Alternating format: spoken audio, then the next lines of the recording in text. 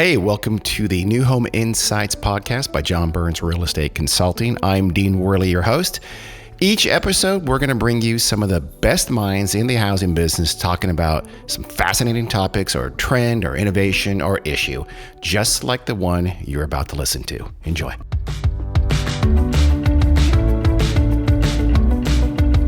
Hello, everyone. Thanks again for joining us here at the New Home Insights podcast. That's a John Burns Real Estate Consulting podcast about everything to do with the housing market. I'm your host, Dean Worley. Demographics is one of those topics that we all know is critical to housing, but we don't talk about it all that much, at least out in the wider world of the housing sector. The housing shortage, though, is something that we do hear a lot about. We hear about that in the media. Every now and again, there'll be an article about how large this housing shortage is and how we need millions more housing units to accommodate demand.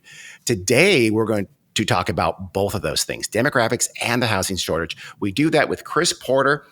He's a senior vice president here at John Burns Real Estate Consulting. He wears a lot of hats, but his main hat, tell me if I'm wrong, Chris, is as a demographer and looking at demographics. In fact, John Burns and Chris co-wrote the Big Shifts Ahead book that looked at 10-year cohorts and the impact of how differential market forces when those folks are coming of age impacts their housing decisions and their housing outcomes.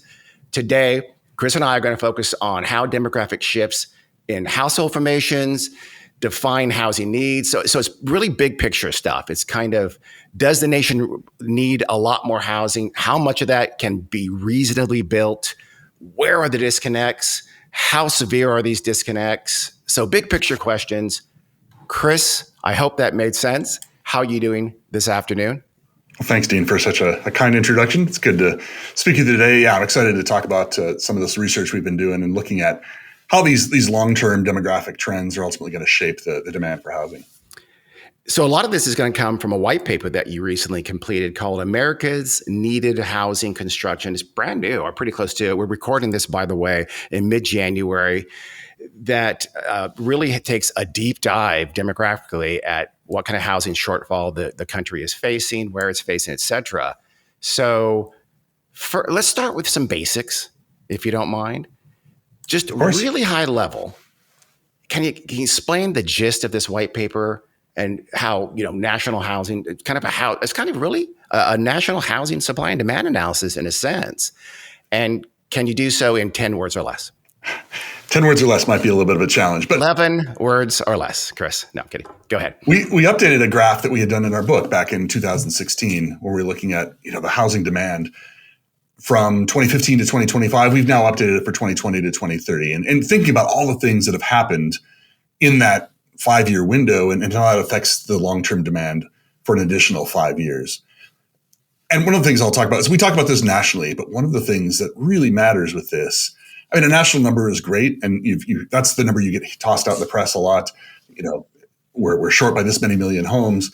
What really matters is the dynamics at the local level. And so that's another element of this research that we did, was trying to decipher this at the local level, which is where it really matters. Because if you've got an oversupply in places that people don't want to live, and you've got an undersupply in the places that people really do want to live, that number, is not going to show the true dynamics that are happening in the U.S.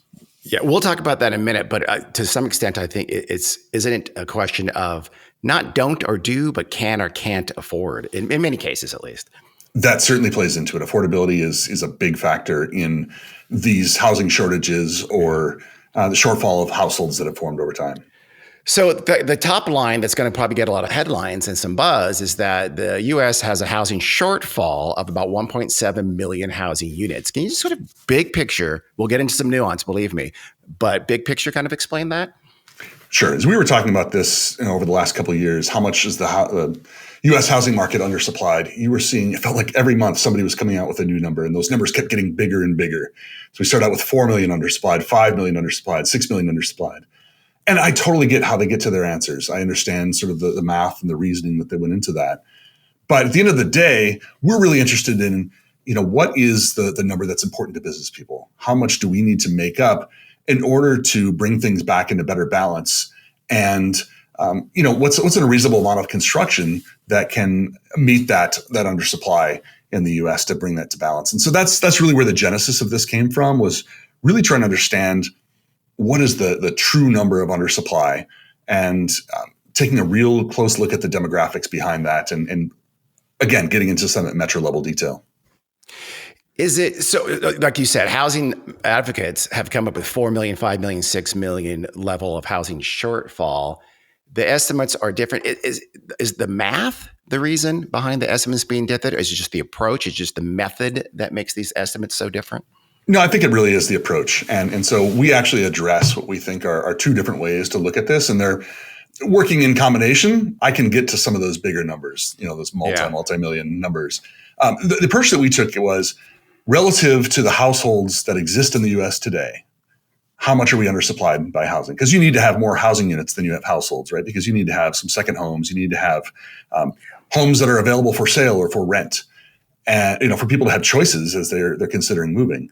And the challenge has been that those numbers of homes that are available for sale or for rent have been in such short supply here in the last few years, as we've gone through this surge in housing demand and more household formation in the last couple of years. That's really helped to create some voids. There's not as many homes available for people to choose from, and that's what's driven up prices. That's what driven up rents.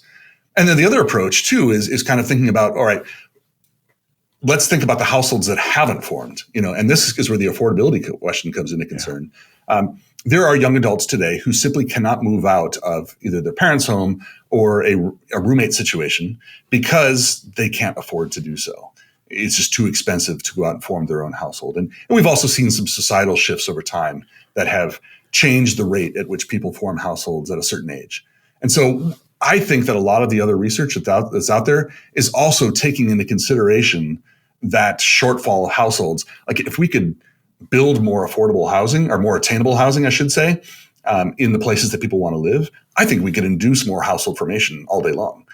It's just we're up against that challenge of some of the constraints on the affordability side. So is it fair to kind of characterize the numbers that you come to as sort of, market solvable housing demand? Does that seem unfair to characterization, or is that kind of what you're going for here? I think that, look, the housing shortfall method, where we're looking at what are the households that maybe haven't formed for societal reasons or for affordability concerns, that's one that's a little bit more challenging, right? Because land is limited, especially in a lot of the places where people really want to live. And so that's going to create some challenges just to build those from a profitability standpoint. Yeah. But I do think the undersupply situation, I think it totally can come back into balance. We've gone from being an oversupplied market for much of the last decade, and that's a result of overbuilding during the 2000s. Yeah. Whereas now we think we're undersupplied, but I think over time that will resolve itself. And I want to be crystal clear for our listeners that there is, in all likelihood, the need to accommodate more housing and more housing, quote unquote, demand at much, much, much lower price levels that simply can't be satisfied by market forces today for the reasons you said, the expense of building a house, the huge expense for land, et cetera. Is that fair?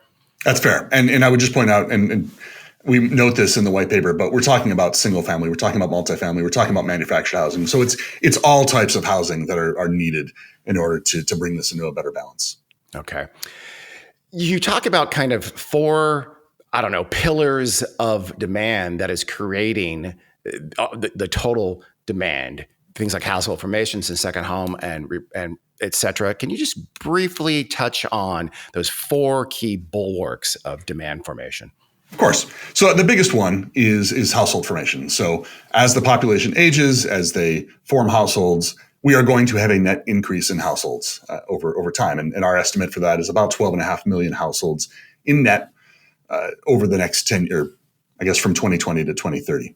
And, that includes more households new households that are going to form by young adults. And then it also accounts for the fact that we're going to have some households that go away. Either people move out of the country or they pass away. And so that is a net number. But we think it's 12.5 million. That's a bigger number than we've seen in the last decade.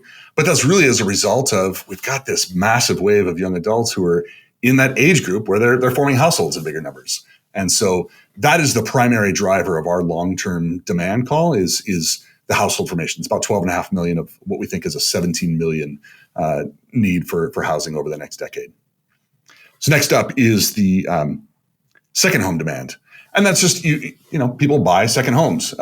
And so part of construction, a new construction is going to that, but they also, may buy existing homes as a second home as well.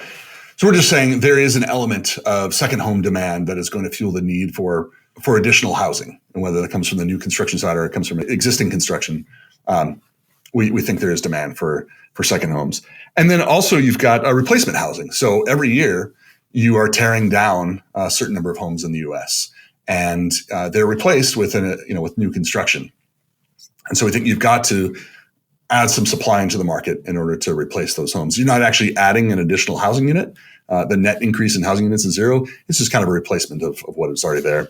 And then also the other part of this is just that need to come back into better balance. So we think we're 1.7 million undersupplied today in terms of what a normal level of housing supply would be for the population of households that are out there today. We think, prices are still high, rents are still high. In order to bring things back into better balance, we need to make up that 1.7 million. And so that would be what would be required to do that. So in this case, that's almost a little bit like that pent-up demand. When you have periods like we did of limited supply in the 2010s, you have pent-up demand, and maybe it's the reverse in the 2000s, in the first decade, because we had a ton of supply, a lot of which we probably shouldn't have had. No, you're exactly right. And if you look at our overall number, 17.1 million over 10 years, that's 1.7 million a year. And that includes that 1.7 million we need to make up over 10 years in the undersupply. You subtract that out, we're talking about 1.55 million housing units needed. I mean, that's pretty consistent with the long-term trends in the U.S. If you go back, it's been a little while since we've gotten there. We're there today. It's been a while since we were last there, but it's pretty consistent with the long-term average for housing in the U.S. So that little bit above that long-term average that you're projecting for the 20s is really because of we're catching up from the teens. Exactly. Okay. Second home demand, I do want to get your take on this. It's highly discretionary.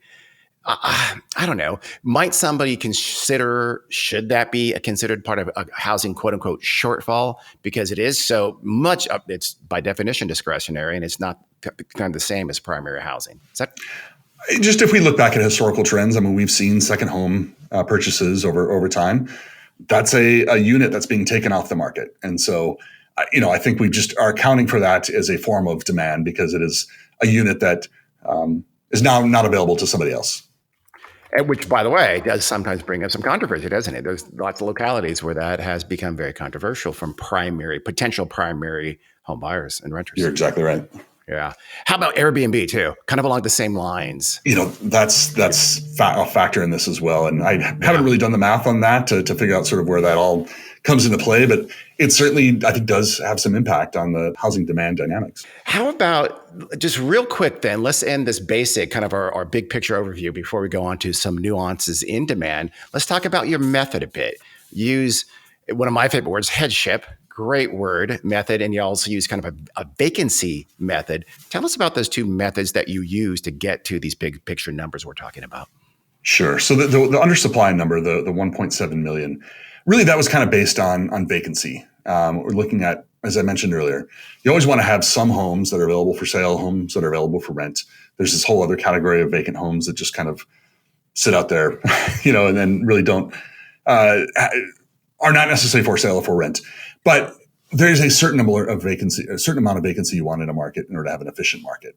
And so we quite frankly, this data really didn't exist in a regular, consistent manner. So we had to kind of build a history by market of what has vacancy looked like over time. And, looked at what was the long-term trend in vacancy and what is it today? And I think, you'd be hard pressed to find markets today where there doesn't feel like at least at the time we started this research, where there wasn't an undersupply of housing. There was just so many markets that you saw prices rising, you saw rents rising, and it was because there was a short supply relative to the amount of demand.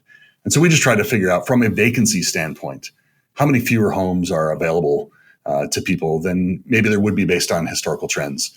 And that's ultimately how we arrived at that 1.7 million number for the households that exist today.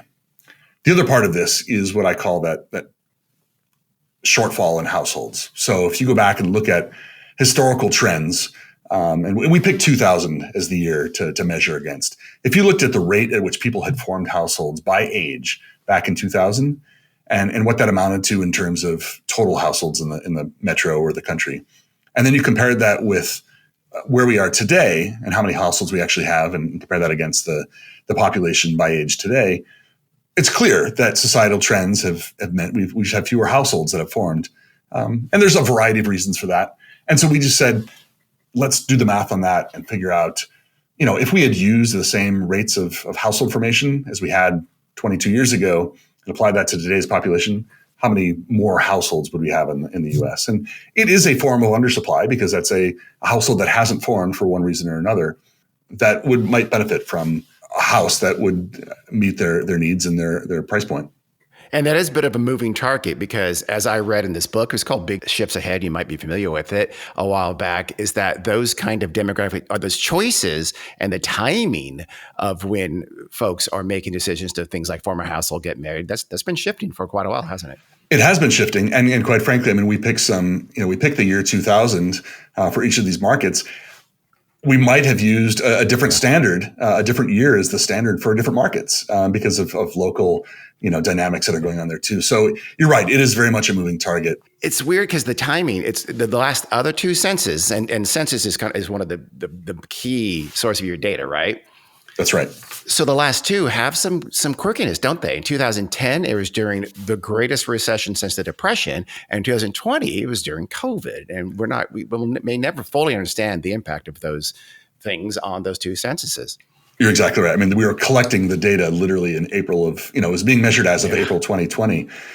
There was a lot going on in the world during that time. And so one of the reasons we've seen a delay in some of the data coming out from the Census Bureau is they're just trying to figure out how do we make sense of some of this data that was collected during such a unique time. We really need a nice, clean 2030 census. I'm hoping our AI overlords who rule humankind at that period are up to the task. That's my biggest challenge as a demographer is the best data we get comes out once every 10 years. And the last two times have been a little very unique situations. Yeah. Okay. So let's go into some demand nuances. So I think that's going to be, like I said, that's the shortfall is the headline, but the demand is pretty critical. So beyond the top line numbers, as you kind of touched on, there are other demographic realities that are important. And one of those is growth, not just overall population, but specific to given age groups, because what they do, what different age cohorts do might come at different times and might result in different choices.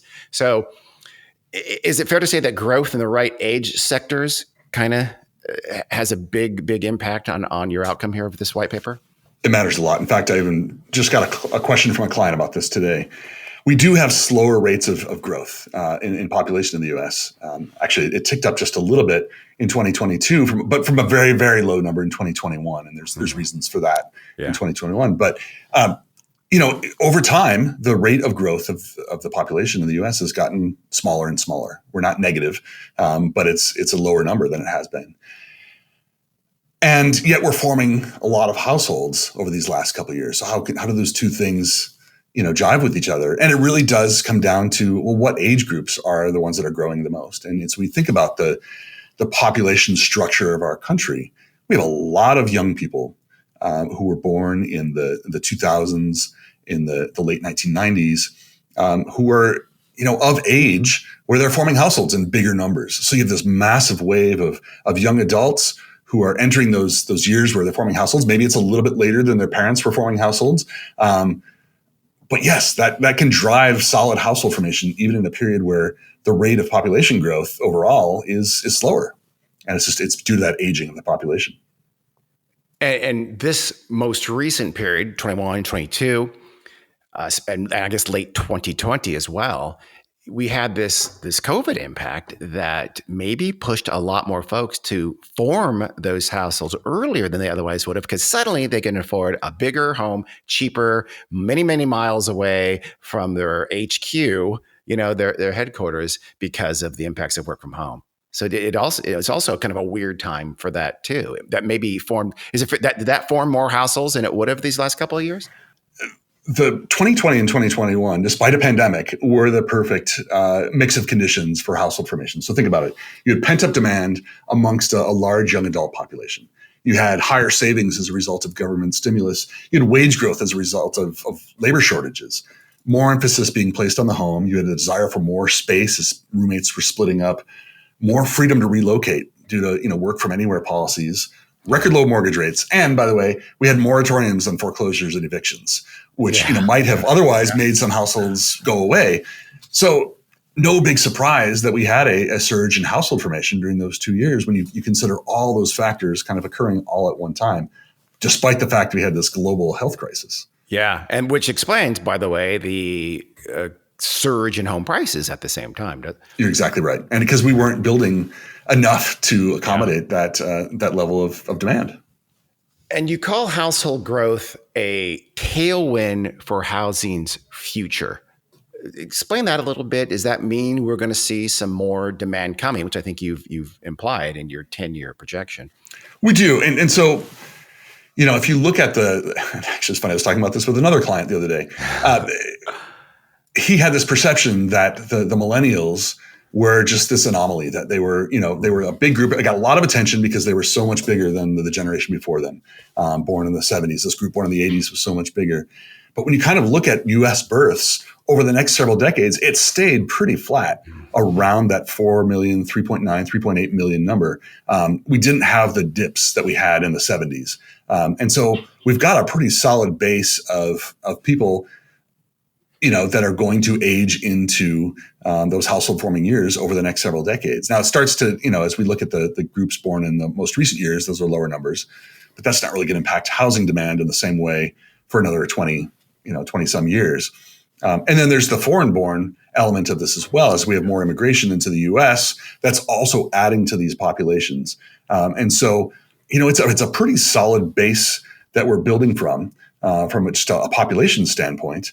And even if they are forming households later in life than prior generations, they're still going to form households at some point. Yeah. And so I think we're working from a solid base, and that's why we called it a tailwind for housing demand. Yeah, that's the key, that most of these folks, these younger folks are attaining those milestones like marriage and having kids and things like that. They're just doing it later. So in a sense, them delaying that is going to increase demand now and in the near term here. And as John always reminds me, just because somebody's buying a house at 32 instead of at 26, they're still buying a home. And quite frankly, it might even be a nicer home, because they've got a little more life experience, maybe a higher income. Maybe they're, added a second dual income to their household by that point. So, yep, definitely. And in the last couple of years, it was in Boise instead of Northern California. Right. They'll be back. They'll come back. Well, maybe not. So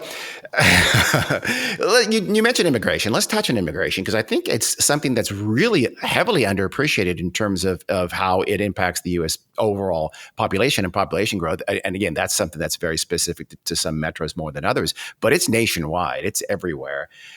Does that come back anytime soon from the vastly lower numbers that were experienced in 20 and 21? Yeah. So if you look back historically, over the last decade or 2 decades, fully a third of our net population growth in the U.S. was a result of immigration. So we had, 2/3 of our growth fueled by the natural increase, that's births minus deaths. But another third was coming from immigration. And we saw immigration peak around the mid 2010s. So about 2015, 2016, we had 1 million net immigrants coming into the U.S. each year.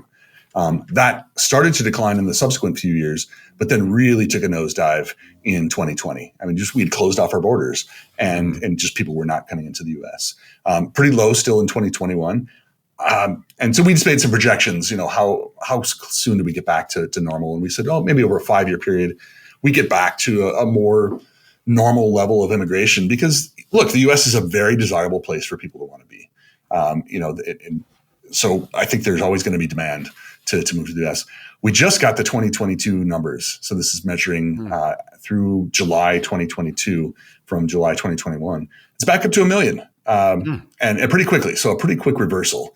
Now, these are estimates that get revised every year, but that's a pretty sharp rebound in immigration. And a little surprising too, at least. A little surprising. I think you're right. That immigration number did come back sooner than I thought it would. And something I'm definitely keeping my eyes on for the future. Because it adds to housing demand. It does. It adds tremendously to housing demand. And there are some markets that with absent immigration, the natural population growth is actually shockingly limited, if not flat, if not even negative in some urban metro areas. It can definitely very much by metro area. You're right. Yeah.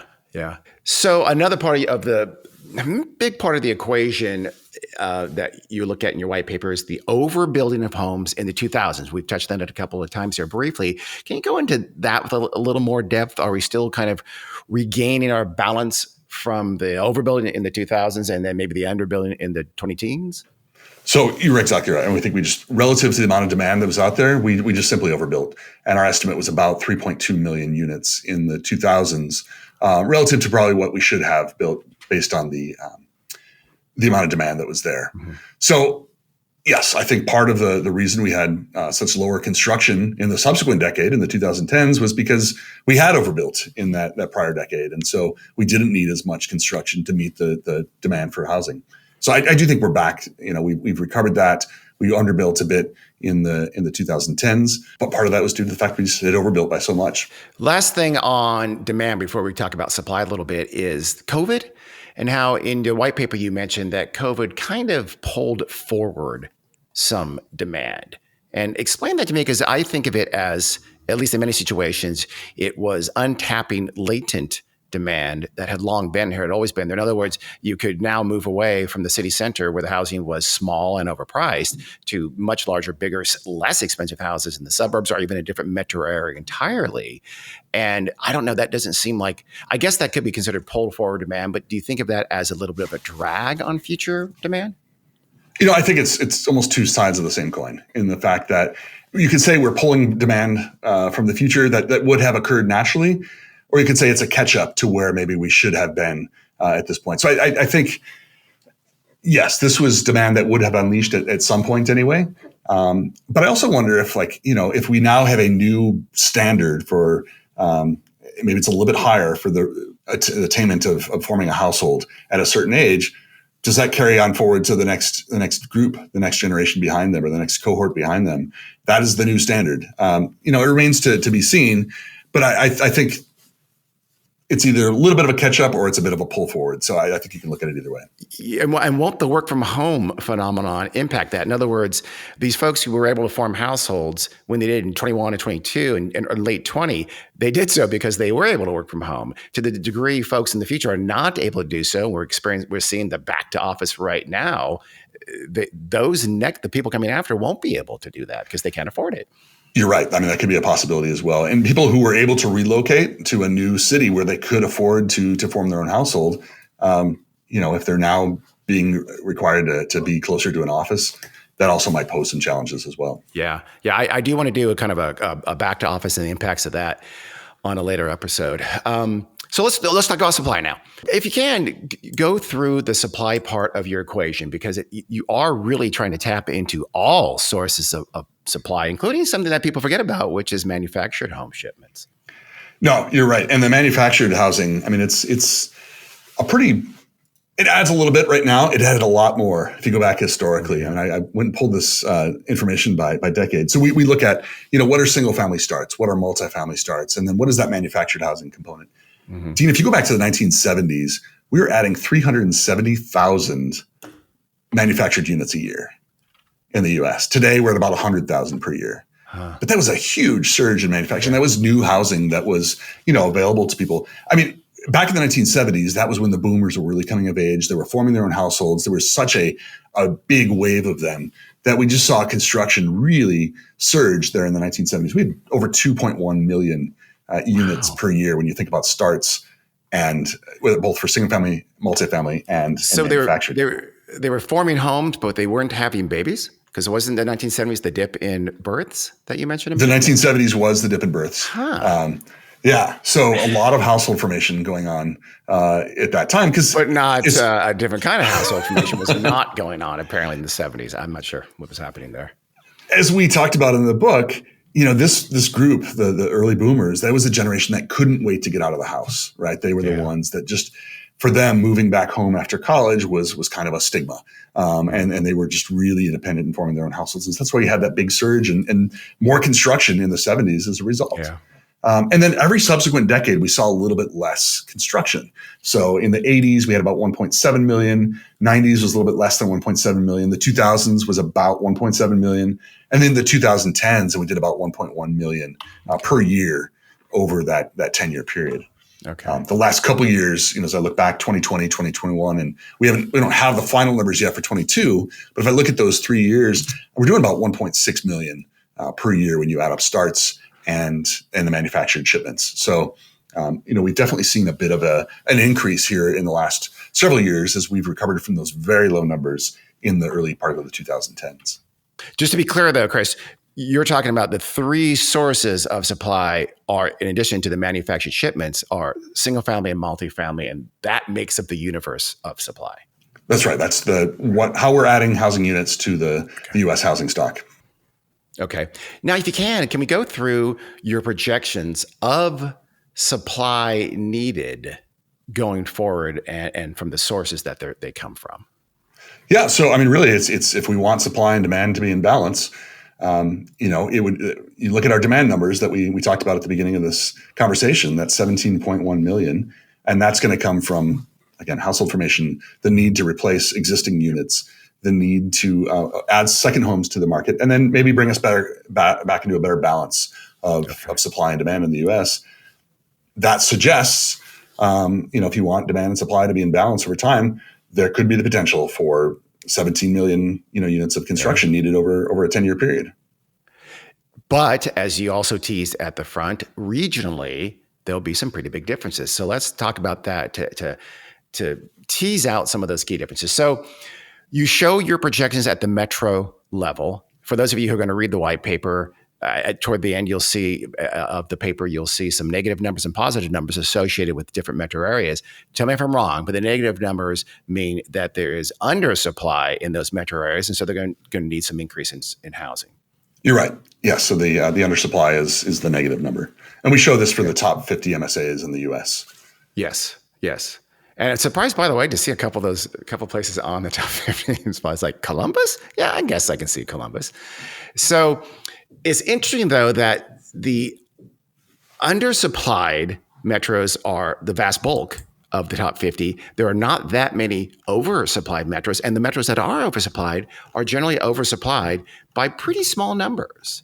Is that just explained because overall we're looking at an undersupplied nation? Exactly. We have an undersupplied nation. You look at those areas that were the most undersupplied, it's the areas we've had the most in-migration over the last several years. You look at inland California, you look at some of these Florida markets, Phoenix, some of the Texas markets.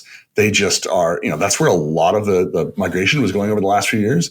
As a result, their vacancy rates are lower than they have been historically, and that's why we're undersupplied in those markets. There's a few markets that, we do say are probably oversupplied by a bit, and that is really just because it tends to be some of the markets where people are leaving, and also some of those Midwest markets. We've seen people migrating out of the Midwest, out of the Northeast, and going further south. That is, and they've also got some big cities that were also impacted by COVID. And again, part of the challenge with this research was we were measuring this point in time where the dynamics were such that people had left some of the big cities, so you had more vacancies, and that did pose some challenges. But I think you do start to see some of those regional groupings and some of those trends at both ends of the list. Because New York and San Francisco, I believe, are both on the oversupplied part of that spectrum, aren't they? That's right. Yeah. And those were both cities where people were leaving and going out to the suburbs or going to other metro areas. Yeah. Do you think the work from home thing starts to supplant that a little bit? If people are sort of pulled back to those core urban areas, will that maybe reverse that trend? It could definitely reverse that trend for sure. Okay. I will say, with specific to California, it's funny and this kind of teases the differences in the outcomes given your two core methods, which is the headship versus the vacancy estimates.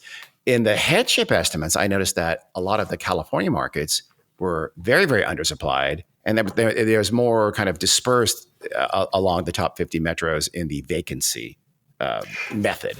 Well, just think about affordability. If you are in these expensive California markets where the prices are just so high, it's no wonder that on the household shortfall methodology, people just can't afford to form their own household. And if they stay, they're staying with roommates or they're staying with their parents or, some other living situation where they haven't gone off and formed their own household at the same rate. So I think a lot of it ties to affordability in those cases. Yeah. So that same dynamic should happen really in any very expensive metro area. It could happen in New York, Boston, DC, in addition to California. It's just harder for people to form households, especially if you've got a lot of young adults. Whereas Texas, Florida, they're going to be able to form those households. So the vacancy is going to be a little bit more accurate. So it seems like the vacancy is probably a little more accurate if you really want to account for affordability or lack of affordability. I think you're right. Okay. And then the undersupplied, I did notice there's some, it's mostly those high-end migration places like Phoenix and Florida and Texas and inland California that had the undersupply. So do you expect just more of the same with respect to specific metro areas? We're going to see the Sun Belt. We're going to see the more affordable places experience the growth. I think we're still seeing some of those migration trends persist. The whole return to work thing could change some of these dynamics a bit, but I think there's parts of the country that people are moving to. We're certainly seeing continued immigration to Florida, to the Southeast. This has been going on for decades. I think we saw some of it accelerated here in the last couple of years. Even if it returns to a more normalized pace, I do think those are trends that are going to continue. I think so too. I think also if back to the office really catches on and most of those folks are pulled back, I think still, because it's so unaffordable in a lot of those core urban areas, the demand isn't created in the core urban areas, is created in their outlying areas nearer them, like it has been going on for decades, right? The drive to qualify. Correct. Yeah. So if you're not affordable, you're not affordable and you can't form households because no one can afford to form households there. Chris, this has been quite the education in all things demographic and housing shortfall. So just to recap, about 17 million over the 2020 through 2030, the decade of the 20s, effectively, which a little more than the recent kind of long-term norm on an annual basis, but not dramatically more. And that we think that growth is going to logically center in those places a little more affordable, a little more accepting of growth. Yep, and I think that reason that our call for the little bit higher growth than the long-term trend is because we've been out of balance, and we've just had an undersupply situation for a couple of years now. And if we want to bring that back into balance, we're going to need that is going to be additional demand. 2020 is the decade of balance. What do you think? No, that's lame. So let's not do that. Chris, I appreciate you coming on. As always, this has been, like I said, demographics is something everyone knows. It's so super critical, but not enough discussion and really kind of diving into it deeply is done. And you do that very, very well. Well, and thanks for the opportunity to share that with you and with the audience as well. Awesome. Thank you for listening, folks. This has been Dean Worley for the New Home Insights podcast. We'll see you in a couple of weeks.